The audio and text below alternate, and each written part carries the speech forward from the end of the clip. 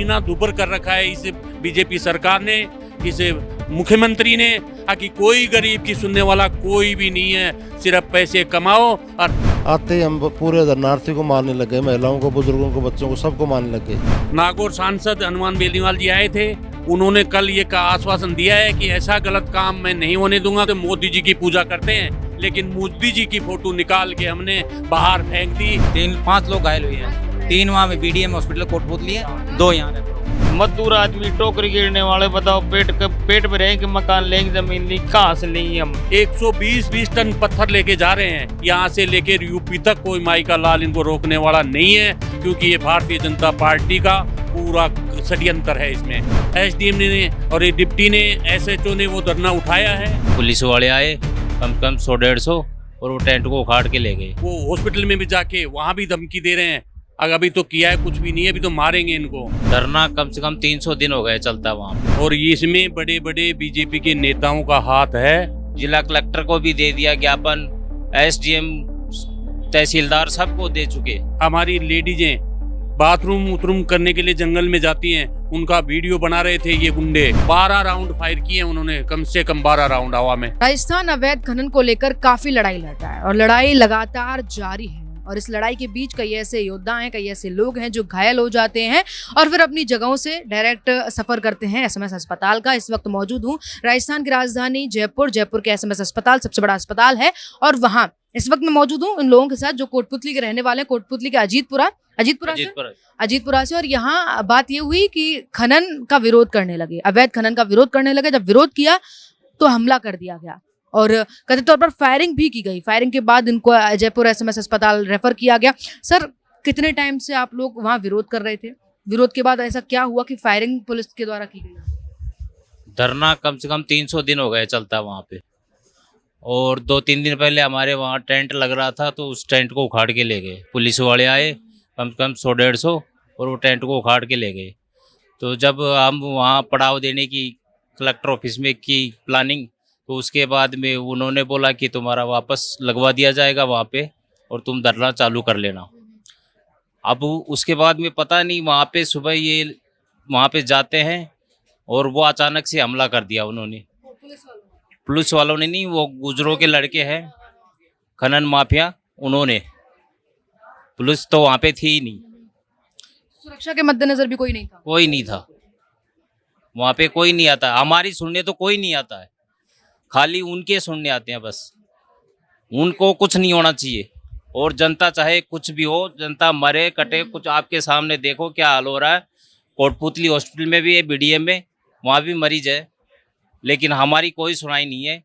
जिला कलेक्टर को भी दे दिया ज्ञापन, एसडीएम, तहसीलदार सबको दे चुके, लेकिन हमारी अभी तक कोई सुनाई नहीं हो रही है। बिल्कुल, आप जिस तरीके से बता रहे हैं कि गुर्जर के लोग हैं, गुर्जर हैं जिनकी खनन है, जो मालिक हैं खनन के, उनके खिलाफ आप लोगों का प्रदर्शन है। तो जो खनन है वो आपके ग्रामीण क्षेत्र में पड़ता है? गांव से मात्र 20 मीटर भी दूर नहीं है। और इसमें बड़े बड़े बीजेपी के नेताओं का हाथ है। और ये 300 दिन कितने होते हैं, उसके बावजूद कल हमारी लेडीजें बाथरूम करने के लिए जंगल में जाती हैं, उनका वीडियो बना रहे थे ये गुंडे।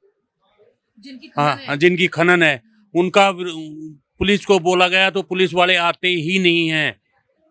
आज भी जब ये फायरिंग हुई तो पुलिस वालों को फोन किया, एक भी पुलिस वाला 2 घंटे तक नहीं आया। और फिर ये जो गुंडे हैं वो हॉस्पिटल में भी जाके वहाँ भी धमकी दे रहे हैं, अभी तो किया है कुछ भी नहीं है, अभी तो मारेंगे इनको। मतलब इतना सब होने के बाद भी धमकी? हाँ, पुलिस वहाँ हॉस्पिटल, कोटपुतली हॉस्पिटल के अंदर। इसके बाद पुलिस से मदद ली? अजी पुलिस कुछ भी नहीं करती है। पुलिस तो जबरन हमारा धरना उठा लिया, जो 300 दिन से मतलब शांति से धरना चल रहा था और परमिशन ली हुई थी कलेक्टर महोदय से।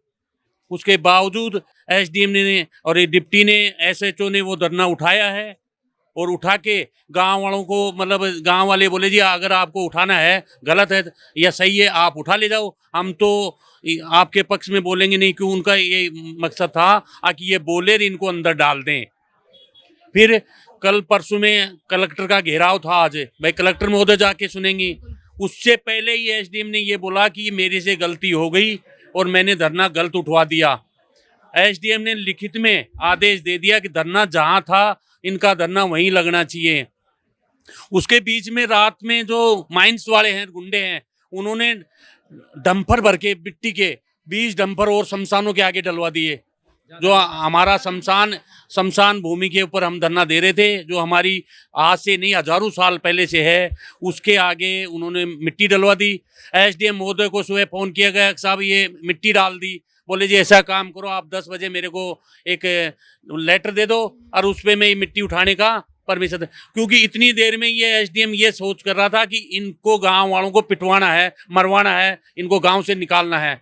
हमारे प्रत्येक घर में अगर आप जाके देख सकते हो, पूरे मकान ऊपर से नीचे तक फट रहे हैं। हमारे को दबने का 24 घंटे अंदेशा रहता है। और वो गुंडे जब ब्लास्टिंग होती है, हैवी ब्लास्टिंग होती है, तो हमारे घरों के बाहर जाके खड़े हो जाते हैं, अब तुम मकानों के बाहर निकलो, ब्लास्टिंग होने वाली है। ऐसा जीना दुभर कर रखा है इस बीजेपी सरकार ने, इस मुख्यमंत्री ने, कि कोई गरीब की सुनने वाला कोई भी नहीं है। सिर्फ पैसे कमाओ और जो भी वहां से साधन चलते हैं, आप देख लो 120 टन पत्थर लेके जा रहे हैं, जो कि आम आदमी अगर 30 टन भी भर लेना उसका भी इनका चालान है। यहाँ से लेकर यूपी तक कोई माई का लाल इनको रोकने वाला नहीं है, क्योंकि ये भारतीय जनता पार्टी का पूरा षड्यंत्र है इसमें।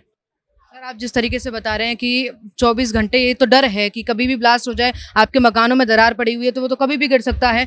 इस डर को लेकर आपने किसी को शिकायत की और किसी ने कभी आपको रिप्लाई नहीं दी? सबने दे दिया, हमारे सबको दे दिया, एसडीएम कलेक्टर सबको दे दिया। क्या बोले? बोला कुछ नहीं होगा, आप रहो ऐसे। ऐसे ही आपके जैसे न्यूज वाले बेचारे 50 दिल्ली से आ गए, मकानों का सर्वे कर ले गए, आज तक कुछ नहीं हुआ।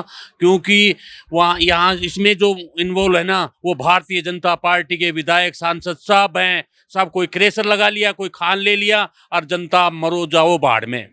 जनता का कोई नहीं सुनने वाला जी। पहले वो टेंट उखाड़ लिया था हमारा, उसका टेंट का अभी तक पता नहीं है कहाँ पे वो। अब टेंट को जला देते हैं, कभी तो रात को आएंगे, टेंट को फाड़ देंगे, जला देंगे, और धमकी और देते हैं कि ऐसे ही चलेंगे ये डंपर, ऐसे ही रहेंगे हम, तुमको जो करना है वो कर लो। ये हमारे साथ जब अभी एडमिट हैं और ये वहीं से हैं, ग्रामीण हैं, वहाँ के जब विरोध कर रहे थे तो इनके ऊपर फायरिंग की गई कथित तौर पर। और क्या बता रहे थे दादा आप? पट्टी भी टूट गई मकान की हमारी, क्या कहाँ बस है, हमारे पास पैसे नहीं है, हमारे पास जमीन भी नहीं है, हमारा टूटा फूटा मकान है वह भी बस पा रहा नहीं है। अब कहाँ जाएंगे हम? हमें उसको कहते हैं इस भाई हमारा को पुनर्वास कर दो, कहाँ भी कर दो, पुनर्वास भी नहीं कर रहे हैं हमारा को। अगर जो खान चलाना नहीं हो तो पुनर्वास कर दो, हमारे को मांग पूरी हमारी कर दो पूरी। हम ऐसे यानी मजदूर आदमी, टोकरी गिरने वाले, बताओ पेट में रहे कि मकान लेंगे, जमीन ली, कहाँ से लेंगे हम? तो आपके साथ ये हादसा हुआ, आप उस वक्त दिन का हादसा है? दिन का मामला ये 8 के 9 बजे के बीच में, 8 के 9 के बीच में ये, यानी। और ये तीन लोग थे ना, 3 लोग घायल हुए थे? 5 लोग घायल हुए हैं, 3 वहाँ में बीडीएम हॉस्पिटल कोटपुतली है, 2 यहाँ रेफर हो गए। ठीक है, अभी एक और हैं अभी नीचे, महेंद्र मीणा। आप इनके परिजन हैं? जी, मेरा बड़ा भाई है। अच्छा, जब ये हादसा हो जाता है, घायल हो जाते हैं, इसके बाद आप लोगों ने किस किस से बातचीत की, क्या क्या की? गांव वाले एसपी साहब के पास गए। एसपी साहब ने एसएचओ को फोन किया कि इन गुंडों को उठाओ। इतनी देर में एसपी साहब के पास कहीं से फोन चला जाता है और ये कहता है ये तो मैटर आपस का है, जबकि गोली पैर में लगी हुई हॉस्पिटल में आदमी है, वहाँ खाली खोखे 12 राउंड फायर किए उन्होंने, कम से कम 12 राउंड हवा में। और फिर ये प्रशासन आंख मूंद के सो रहा है, तो किसी के दबाव में तो है ही। कलेक्टर महोदय को बता दिया, एसडीएम को बता दिया, एसएचओ को बता दिया, इन सब जाते हैं और गांव वालों को पकड़ के लाने के थाने में घुसने की कोशिश करते हैं। कैसे जिया जाए इस ग्रामीणों पर ही अत्याचार? ग्रामीणों पे ही। अब जो खान चल रही है, इसमें 2-3-5 महीने पहले मातृ शक्ति पे जो लठ होते ना, उनसे वार किया गया था। आपकी न्यूज में भी देखा होगा। और मतलब बहुत बुरा हाल कर रखा है। अब हमारी बहन बेटियां स्कूल में जाना छोड़ दी, क्योंकि जाएं किधर से? जब 50 गुंडे रास्ते में रहते हैं तो कैसे जाए? इकल्ला आदमी भी कोई नहीं जाता है। हम दिन छिपते ही दाएं बाएं से निकलते हैं घर के लिए। मेन रास्ता हमारा बंद है, हम जाते भी नहीं उस रास्ते से, क्योंकि उन गुंडों का खौफ पूरे गांव को है, पूरी पंचायत को है। और ये सुनने वाला कोई भी नहीं है। अब इसके बाद आपके पास अभी नागौर सांसद हनुमान बेनीवाल आए, अभी क्या पहले तो मैं मुख्यमंत्री जी का बताऊंगा। मुख्यमंत्री जी ने 2 दिन पहले ये कहा था कि इससे जो गुंडे हैं या जो वैसे प्रकृति के आदमी वो राजस्थान छोड़ दो या जेल में आ जाओ, लेकिन परसों के बाद में गुंडे तो रोड पे हैं और आम आदमी जेल में है। ये हमारे मुख्यमंत्री जी का कहा हुआ बात है। मुख्यमंत्री जी इन बातों को सोचो समझो, जनता आप ही की है, जनता को घर से बेघर मत करो। अगर आपको शक लगता है तो अजीतपुरा कला में एक मकान का सर्वे करा लो। अगर वो मकान फटे हुए नहीं है तो आप सही और हम झूठे, ने आप गलत और हम सच्चे। यह बात मुख्यमंत्री जी तक जरूर पहुंचाना। वो आप सुन रहे हो तो जरूर इस पे गौर करें, क्योंकि इसमें बदनामी आपकी है। हो सकता है आपके पास कुछ आ रहा है नहीं आ रहा, ये हम नहीं जानते, लेकिन आपके विधायक सांसद सब पैसे कमाने में लगे हुए हैं, नोटों की बोरियां भर भर के ले जा रहे हैं। इनका तो आप संशोधन करो। ये तो कर मत देना अगर हम गरीबों को कल उठा कर बंद करवा दो, अगर आपने सच्ची बात क्यों बोली। अच्छा, अभी नागौर सांसद आए आपके पास, क्या कुछ कहेंगे? नागौर सांसद हनुमान बेनीवाल जी आए थे। उन्होंने कल ये का आश्वासन दिया है कि ऐसा गलत काम मैं नहीं होने दूंगा। कल मेरी टीम जाएगी वहाँ पे और मैं हो सके तो मैं भी 1-2 दिन में प्लान बनाऊंगा, लेकिन जनता के साथ अन्याय हम नहीं होने देंगे, नहीं होने देंगे। हमारे घर पे आज भी आप जाके देखोगे तो मोदी जी की पूजा करते हैं, लेकिन मोदी जी की फोटो निकाल के हमने बाहर फेंक दी। हम मोदी जी को कोई नहीं जानते, क्योंकि जब जनता हमारे को परेशान किया जा रहा है तो मोदी जी क्या काम के। मोदी जी कहते हैं न खाऊंगा न खाने दूंगा, और हम ये कह रहे हैं आप खा भी रहे हो और खुआ भी रहे हो, ये जनता को लुटवा रहे हो। ऐसी लूट खसोट सारे विधायक जो आसपास के विधायक है सारे खान ले ली, किसी ने करेसर ले लिया। अगर नहीं हो तो मुख्यमंत्री जी जांच करवा लें। अच्छा, अभी जो नीचे परिजन है उनके परिजन नीचे ही हैं? हम ही हैं उनके साथ। अच्छा, आप उनके साथ ही हो, ठीक है, नीचे हैं, नीचे लेकर चलती हूँ आपको। वो भी परिजन हैं, उनके साथ भी परिजन है, वो भी मरीज है, उनसे भी बातचीत कराती हूँ आपकी। और एक और घायल कोटपुतली के अजीतपुरा से ही, और कारण वही कि खनन का विरोध कर रहे थे, और खनन का विरोध करने पर क्या मिला, ये हर्ष मिला कि आज SMS अस्पताल में एडमिट हैं। सर, आपके साथ कथित तौर पर फायरिंग की गई है, ठीक है सर, मामला काफ़ी दिनों से लंबा खिंचता हुआ आ रहा है। 300 दिन चल रहा था। 300 दिन चल रहा था सर। उस दिन क्या हुआ जिस दिन आप, मतलब आज की वारदात है, क्या कुछ? आज सुबह हम 10 बजे धरने पे बैठे थे। 200 महिला पुरुष थी। हम बैठते ही बदमाश आए। 3 बोलेरो गाड़ी थी, 4 कैंपर थे। आते ही लठ सरिया डंडे उनके हाथ में थे। आते ही हम पूरे धरनार्थी को मारने लग गए, महिलाओं को, बुजुर्गों को, बच्चों को, सबको मारने लग गए। फिर जब गाँव पूरा इकट्ठा हुआ तो उन्होंने फायरिंग कर दी। कम से कम 20 राउंड किए फायरिंग के। फिर गाँव इधर उधर भग गया। उन्होंने कहा महेंद्र मीणा को मारेंगे, महेंद्र मीणा को। फिर 4 राउंड मेरे ऊपर मारे। फिर मैं बच गया तो 1 राउंड इधर से निकला मेरे से, वो ऊपर था, मेरे ऊपर पड़ गया तो उसके दोनों हाथ तोड़ दिए। ये अवैध खनन करते हैं, गांव के आबादी के नज़दीक ब्लास्टिंग करते हैं, गांव में पत्थर जाते हैं। हमारे महिलाओं की कोई सुरक्षा नहीं है, महिला फ्रेश होने जाते हैं उनकी वीडियो बनाते हैं, बदमाशी करते रहते हैं। आपके साथ कितने लोग घायल हुए थे? हमारे साथ में 2 तो हम यहाँ हैं, 6 कोटपुतली हैं, 8 लोग घायल हुए हैं।